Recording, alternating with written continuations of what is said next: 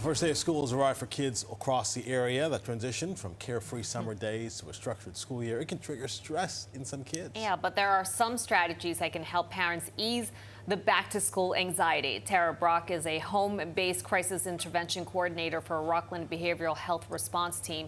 She joins us now to share some of her tips for a smooth transition. Thank you so much for being here. Thank you for having me. All right, Tara, so not every child knows how to express what they're feeling, especially if it's fear and anxiety. What are some signs that parents should be watching out for? Any unusual behavior, loss of appetite, increased appetite. If they are acting in a different manner, maybe they're more irritable than normal. They're angry at times that doesn't make sense. They're more clingy. They have an upset stomach or headache. They don't concentrate the way they normally would have at certain tasks. Yeah. And if a child's worried about school, what can you say to help them? And what does that conversation look like? Ask the question, how are they feeling about school, right? They may not be worried about school. They might not be anxious. They might be excited, but let them say the words. And if they are telling you they're worried or excited, maybe remind them of a time they were worried or nervous about something, and then they got through it beautifully. Or even share something maybe that happened to you as a child that then you overcame. All right, so this time of year, everyone is just so busy running around, trying to get everything in order for that first day of school. How do you keep a child calm in all of that chaotic behavior? Involve them in the planning, go through the checklists, have them help you, try to plan in advance as much as you can. Again, like you said, busy days, but if they're involved and there's structure, that usually eases some anxiety and worry.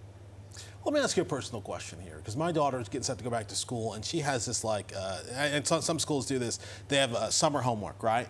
So all summer long, this thing's been sitting there, not even looked at. So now for the past week, we've been reading all these books. We got book reports that we got to write. We got like a packet of math and a packet of, I mean, it almost seems like that in itself is almost like putting kids in a bad space. Because here you've been having fun. Now I got to do this packet full of stuff that I didn't do all summer long. And that's getting me ready to go back to school.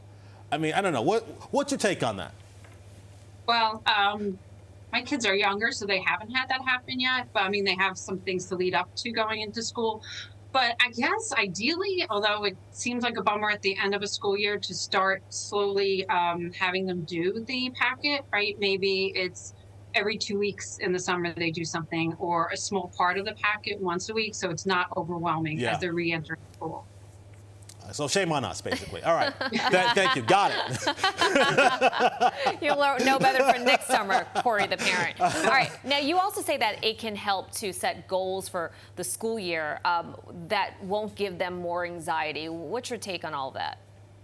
So in life in general, adults and children, small attainable goals. My example is math isn't my forte. So if I were to say I need to get this semester, get an A in math this semester, that would be daunting. But if I say, you know what, I'm going to try really hard on my first math assignment and do well, then maybe I'll, then to do well on my first test. But small attainable goals, like little benchmarks throughout the year. That makes sense. I like that. Tara, thank you so much for the time and for joining us, give us some insights on this and trying to help our kids as they go back to school. Thank you for having me.